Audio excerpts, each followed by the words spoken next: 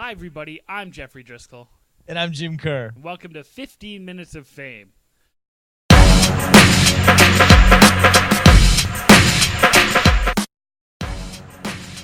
Well, Jim, let's kick off our Yeggie-nominated show again this week with the Edmonton Oilers.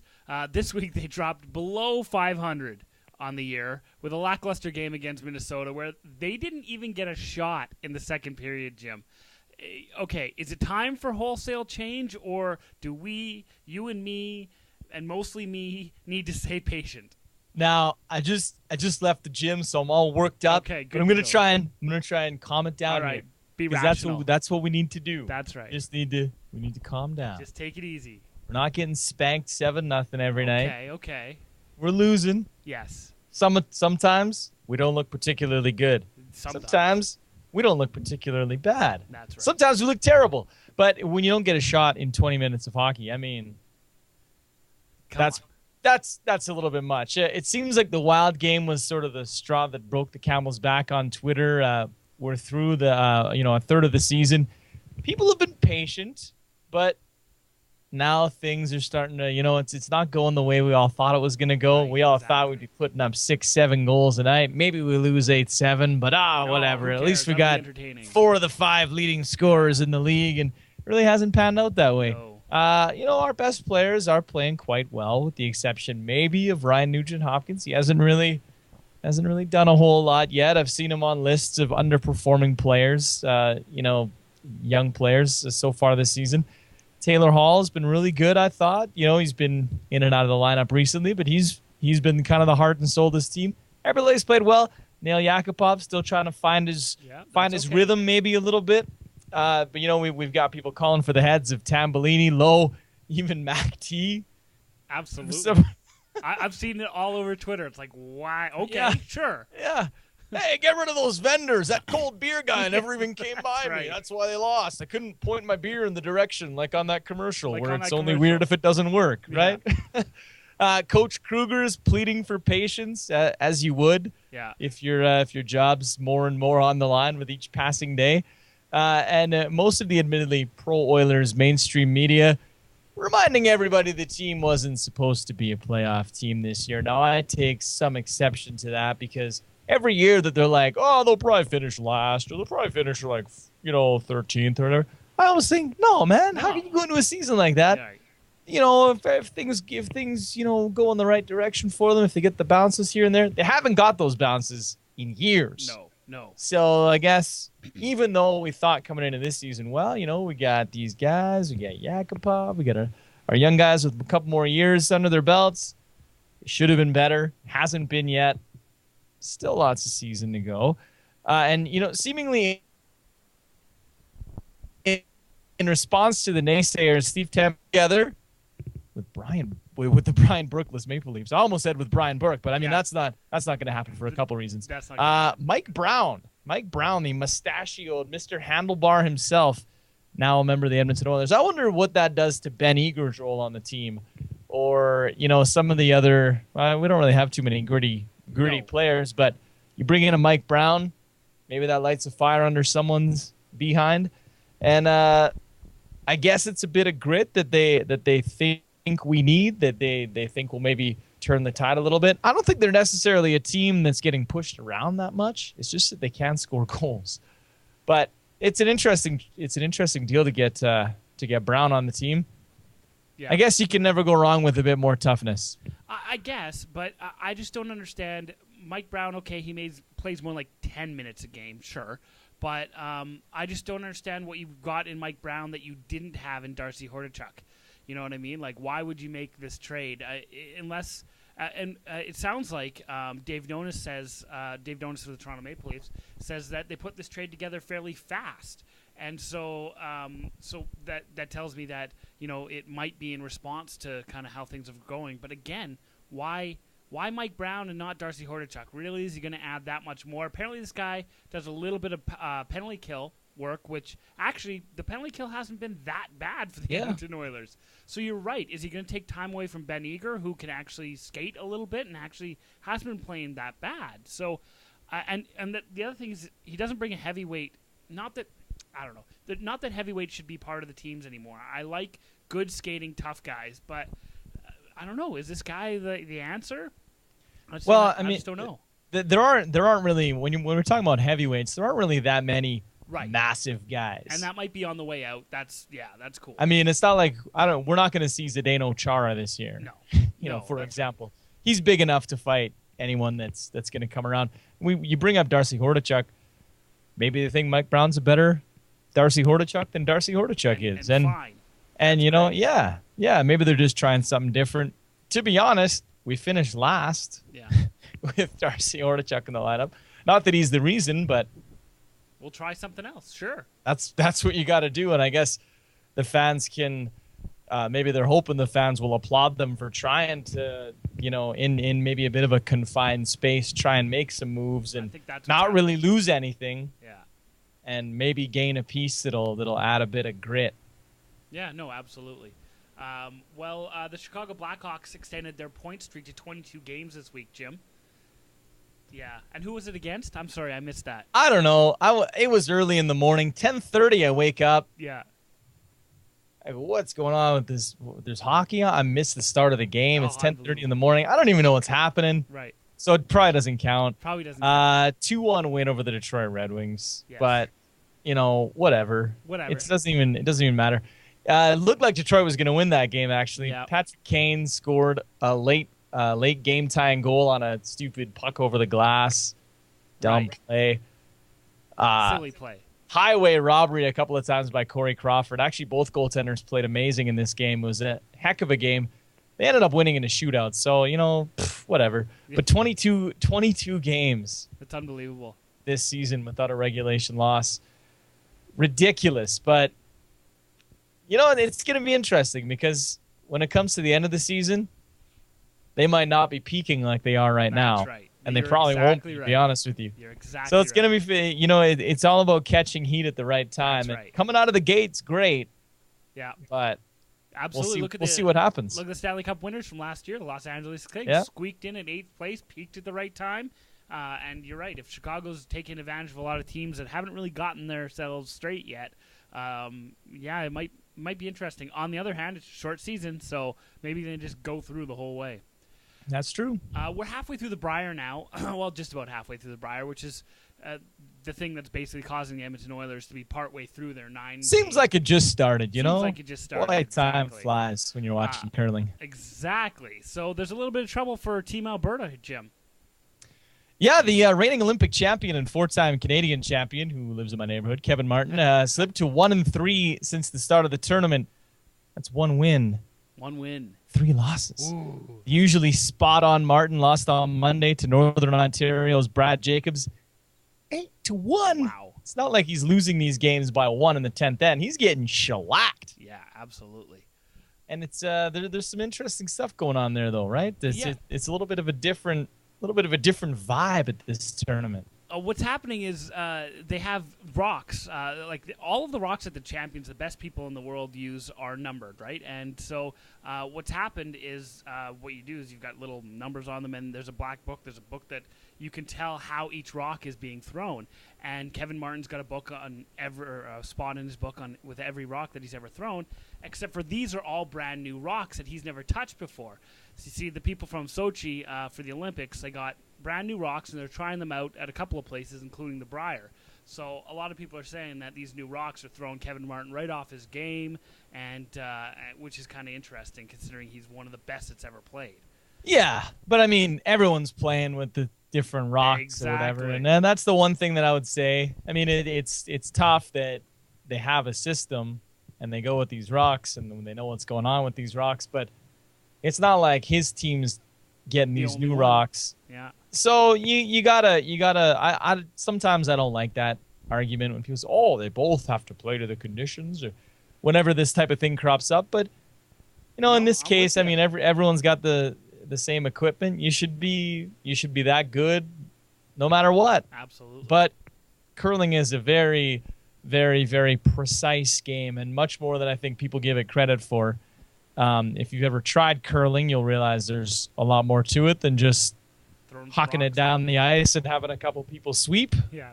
There's actually like there's quite a bit of skill There's involved. Strategy Math. Yes. Stuff. Angles and Makes things. it tough. Yeah, absolutely. Hopefully Kmart gets back into this though. Absolutely. Well, let's give up our one curling story a year and move on to the GABBYs now. These are the good and bad by you. As we approach UFC 158, let's give a good to the prospect of a huge fight. Reports say Anderson Silva is preparing for a possible fight with John Jones that could take place in New York or Brazil.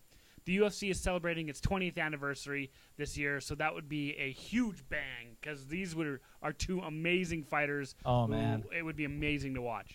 Yeah, especially somewhere like MSG where they're just getting. I don't know if MMA is legal there yet, but I think it's on the way. If they could do it at MSG, that'd be something else. Well, that would be the thing, and man, that would be a show. And it's between that or like a massive soccer stadium in Brazil. Which would either also way be a show. would be pretty awesome. Oh, yeah. But seeing those two guys square off would be something else. And we talked about UFC 158. We got GSP and Nick Diaz coming up. That's going to be awesome. Carlos Condit's fighting Johnny Hendricks now because of an injury to Rory McDonald. That's going to be an awesome fight. I can't wait. No, this is going to be huge. I've missed a couple UFCs. I haven't been into it as much as I was before. Right. I got to get back into it, and this is the way you're going to do it. I'm watching all these preview videos for GSP Diaz. It's going to be awesome, Fantastic. man. It's gonna be awesome. I told you we shouldn't do this after the gym. That's right. That's right. Let's give a good to Swansea, Swansea City, the winners of this year's Capital One Cup over in England. It's the Premier League club's first trophy ever in the 100 years it's been around. That's a long time, so good on them. And also their 5-0 win over Bradford City was a cup record. So first trophy in 100 years and a record to go with it. We always complain about the bad seasons the Oilers have. And then you look at, real fans and, the first trophy in 100 years and fans are sticking with. Fans are living and dying without this team even getting a cup. So I like it. It's fantastic. Good on you. Let me just stop you there. Let's give a good to me for only putting in two things on the good side. I was going to let it go. That would be an insult to our fan. That's true. That would be an insult to our fan. So let's give a good to Jim Kerr for. Let's give a good to Jim Kerr. It's my first time being in the good. Yeah, that's right. Pretty excited about that. I've prepared a speach. I can't actually find it right now. Find it right there. I'd like to thank all the people that helped me along the way. Jeff Driscoll for being my award nominated award nominated co-host. Yeah, there it is. Yeah. And I'd like to thank God, of course, for giving me the math skills needed to put together a list of 6 things. Good. Sometimes it's tough. But you dig deep. You dig deep. That's what I did. Okay. Technically, that was my good. Do you want to take the next? I'll hop right back in. All right, good. On the bad side this week, let's go back to Rick DiPietro. Let's. My goodness. He made headlines last week for some comments he made during an interview about the whole waivers thing. DiPietro said he felt like the team, and I quote, ripped my heart out, stabbed it, set it on fire, and flushed it down the toilet. Wow. I assume to put out the fire. Wow. Perhaps stop the bleeding as well. Perhaps. He added that without the support of his wife, he would have, quote, driven himself into a tree. Eesh. Later on, when people were like, whoa, he said he was kidding. So there's that. Apparently, he doesn't feel that way. Apparently, he's got a dark sense of humor, which he decided to share with the rest of the world. I think it was some of the ink they use on those stacks of money. Yeah, that's right. If you're in a room with a lot of money, it happens to me sometimes. You get a little lightheaded. See, that's so weird. That's never happened to me, so I wouldn't know. But well, they don't have it on coins. Food stamps. No, everything's fine. See, we're in dark humor. Man, we gotta. Rick DiPietro, what have you done to us, sir? We totally Rick DiPietro that. Let's give a bad to Grambling State's basketball team. They went 0-27 this year, with no losses in the single digits. The team had 4 coaches in 5 years and featured 7 walk-ons from the intramural program. If anybody's played intramural ball in college, you know.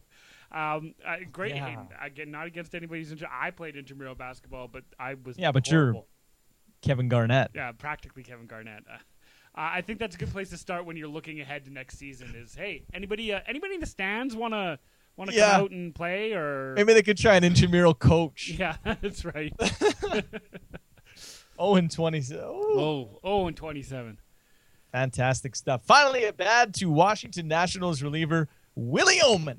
He pitched the 6th inning of a spring training game on the weekend and was cut before the game was even over. There are 9 innings in a baseball game. And it's not like he got lit up either. He gave up 2 hits, 2 walks in a scoreless inning. Not good enough, though, that's not apparently. Bad. So what happens? Like, does he come walking back to the bench feeling all right? 2 hits and 2 walks, scoreless inning, and like... And say, keep walking. Yeah, keep going. Keep going, Willie. And use the public showers on your way out. Yeah, exactly. The punchline this week is a National Basketball League team that was forced into a name change this week. Yeah, and if you're not familiar with the NBL, that would be the Canadian NBA. Right. So you may not be familiar with it. So you might not be familiar with it. Ottawa's got a team. Right. And I think we've dissed Ottawa a couple of times, not because it's a bad city. Been there once. Lovely. Seemed nice. But their football team, they've been batting around a name, the red and black or something. Like just something stupid. Sorry if you like colors. Yeah. Love colors myself. Yeah, you're a color guy. Well, yeah, thanks, man. So it's not quite the red and black. This is what I'm trying to say. You know of colors. There are colors, and you like them. That's what I'm trying to say. I love colors. Colors. All right. Ottawa named its team the Tomahawks. Right. After a public contest. Well, following public outcry, the Ottawa Tomahawks are no more. They've been forced to drop it. The Tomahawk, as we both know, is a type of dunk. Yeah, we know that from NBA Jam. Yeah. And from doing it all the time. And from doing it. From just tomahawking like, oh, man. Like whatever. Like all the time. All the time. Like but all the Tomahawks. It's also, part of the First Nations culture, and there's a lot of things in sports with team names and logos that people are a little sensitive about. We've talked about at length. The Redskins, the Braves, the Indians, all the ridiculous logos some of these teams have. This one's not quite on that level, but it's kind of funny that it was a public naming contest and then a public outcry that was, oh, you can't do this. So they're just Ottawa for now. Other teams in the league are called the Rain Men, the Jazz, the Mill Rats, the Miracle, Storm, Power, Lightning, and Express. So they've got weather, music, strength, speed, blue-collar workers. Yeah. Need a team named after some kind of weaponry. That makes sense. And what better than a kind of weaponry that's also a basketball term? Oh, wow. I'm just saying. They could work together. That's pretty good. What would you call them, just off the top of your head, if you had to think of a name right now?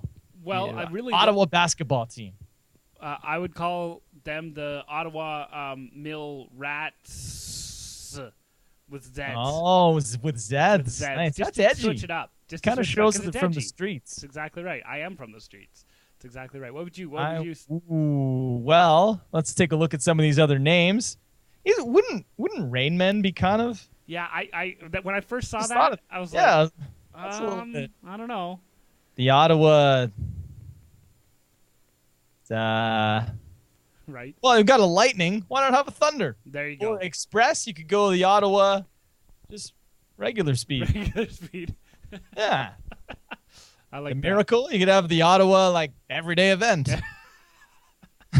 That's fantastic. The Ottawa Foreman, they could boss the Mill Rats around. Yeah, that's right. The Outage. The Outage. See, I like the Outage. Suck the energy from your team. That's right. I like the Outage. That's fantastic. Yeah, I would go. Yeah, see, they're not thinking like we're thinking. No. The Ottawa 15 Minutes of Fames. Right. See, there's a sponsorship opportunity there, Ottawa, not Tomahawks. You should check us out. Right now, you're the Ottawa Nothings. Exactly. That's bad. So there you go. So you may as well. May as well. What's something from white culture that they could like tarnish? The Ottawa Hamburgers. That's exactly what I was thinking. The exact same. The Ottawa Large Fries. Yeah, exactly. Yeah. See, maybe they want to go that way. Maybe they appeal to a different group. There might be public outcry there. A lot of hamburger lovers in the world. That's true. If the team's not doing bad, they'll be like, "What are you trying to say?" Exactly. But then they could have all the NBA teams have that promotion where if you get the 100 points or whatever, this would fit right in. That would 100 points in a Canadian game, though, I don't know. Wow, yeah. Mind you, I mean the competition isn't nearly as good either. But it's like the Simpsons episode where they went to the Canadian basketball and the one team was leading the other team like 14-3. And it's like, Canadian basketball. Yeah, we're getting there. Sorry? We're getting there. Yeah, we're getting there. We're going to practice all summer. Absolutely. Raise the national average. That's right. Well, that's our 15 Minutes of Fame up for this week. Join us again next week when we get a whole new 15 Minutes of Fame. In the meantime, I'm on fire! See, and I'm the tree that Rick DiPietro was going to theoretically drive himself into. Nice. That's awesome. All right, folks, have a good week. Don't run into any trees.